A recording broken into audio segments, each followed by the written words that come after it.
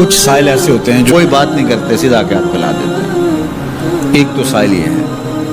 اور سائل مانگنے والے جو بڑے اچھے طریقے سے مانگنے کا بھی فن جانتے تو ان کا طریقہ یہ نہیں ہوتا کہ کسی کے آگے جا کے بس ہاتھ پھیلا دیں. پہلے وہ اس کی تعریفیں کرتے ہیں،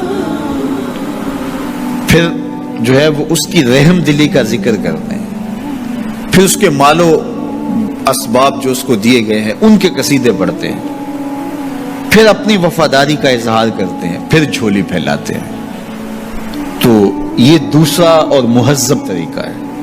ایک تو مانگنے والا اپنی ضرورت کو یوں ہی کسی کے سامنے رکھ دے، اور ایک یہ ہے کہ مانگنے والا اپنی ضرورت کو رکھنے سے قبل جس سے مانگ رہا ہے پہلے اس کی تعریف کرے.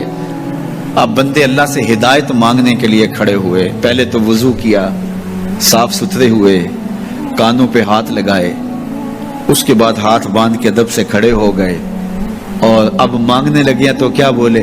الحمدللہ رب العالمین.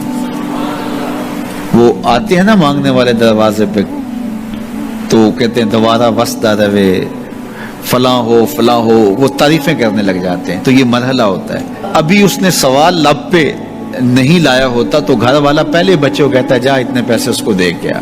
میاں وہ تو آپ کی تعریفیں کر رہا ہے، مانگ تھوڑا رہا ہے. وہ سمجھتا ہے جو تعریفیں کرنا شروع ہو گیا یہ مانگنے کے لیے تو کر رہا ہے. اللہ اکبر. تو جب بندہ الحمدللہ کہتا ہے رحمتیں اسی وقت برسنا شروع ہو جاتی ہے. الرحمن الرحیم. میں سخی کی دہلیز پہ کھڑا ہوں جو رحمان بھی ہے جو رحیم بھی ہے، محض اپنے کرم سے عطا کرتا ہے. رحم کی بھیک مانگ رہا ہوں. پھر کیا کہہ رہا ہے؟ مالک یوم الدین. کسی کنگال سے نہیں مانگ رہا، اس سے مانگ رہا ہوں جو مالک ہے، دنیا کا بھی مالک ہے، آخرت کا بھی مالک ہے. پھر اس کے بعد اگلی بات کیا کہتا ہے؟ ایاک نعبد و ایاک نستعین. مالک میں پوجتا بھی تجھے ہوں اور مانگتا بھی تجھ سے ہوں. دیکھو سائل اس اعتبار سے بھی دو طرح کے ہوتے ہیں.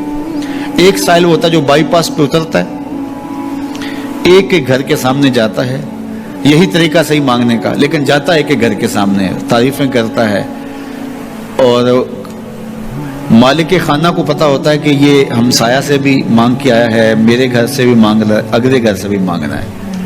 تو وہ اسے تھوڑا سا آٹا دے دیتا ہے، 1 روپیہ دے دیتا ہے. اس کو پتا ہے اس نے پورا گاؤں مانگنا ہے، آدھا گاؤں مانگ آیا ہے، آدھا گاؤں اس نے ابھی مانگنا ہے. تو سارے 1 روپے دیتے ہیں. ایک تو سائل وہ ہے جو در در پہ جاتا ہے، اور ایک سائل بائی پاس سے اترا، وہاں سے پل عبور کیا، پھر گلی سے گزرتے ہوئے یہاں آیا، اور یہاں آ کے آپ کے ساتھ اس نے کہا کہ میں کسی در پہ نہیں گیا، آپ کے پاس آیا ہوں، اب آپ نے میری ضرورت پوری کرنی ہے. تو پھر 8 آنے 5 روپے تو نہیں دیے جائیں گے. پھر تو جو میری استطاعت ہوگی، جو آپ کی استطاعت ہوگی، اس استطاعت کے مطابق دیں گے کہ یہ سارا شہر چھوڑ کے آیا ہے، یہ کسی سے نہیں مانگتا، یہ مجھ سے ہی مانگتا ہے. تو پھر آپ اس کی ضرورت پوری کریں گے. اگر آپ کے بس میں ہوا تو مانگنے والا کیا کہہ رہا ہے؟ ایاک نعبد. یہ پیشانی کہیں اور نہیں جھکتی. وایاک نستعین. یہ جھولی کسی اور چوکھٹ پہ پھیلتی نہیں. وہ کریم، وہ مالک رب جو تمام جہانوں کا رب ہے، میں اس کی دہلیز پہ کھڑا ہوں اور آیا سیدھا اسی کی دہلیز پہ ہوں. نہ اس سے پہلے کسی در پہ گیا ہوں، نہ اس کے بعد کسی در پہ جانا ہے. تو پھر مالک بھی کرم نوازیاں اور رحمتیں اس کی جھولی میں ڈال دیتا ہے. اب اتنی لمبی تمہید باندھنے کے باوجود مانگا کیا؟ ذرا غور کیجئے. یہ وہ ہے جو ہم ہر روز ہر نماز کی ہر رکعت میں مانگتے ہیں، اور مانگنے کا طریقہ کتنا خوبصورت ہے. اور مانگنے والے یوں ہی مانگا کرتے ہیں. پہلے جس سے مانگنا اس کی تعریفیں کرتے ہیں. آپ نے مانگنے والوں کو دیکھا جو سلیقے سے مانگتے ہیں، تیرے بچے وسطے رہیں، تیری جد آباد رہے، تیرا خاندان آباد رہے. وہ مانگتے ہیں اس طرح، پہلے تعریفیں کرتے ہیں، پھر کہتے ہیں تیری فیکٹریاں چلتی رہیں، تیرے جو ہے تیری جائیداد بڑھتی رہے.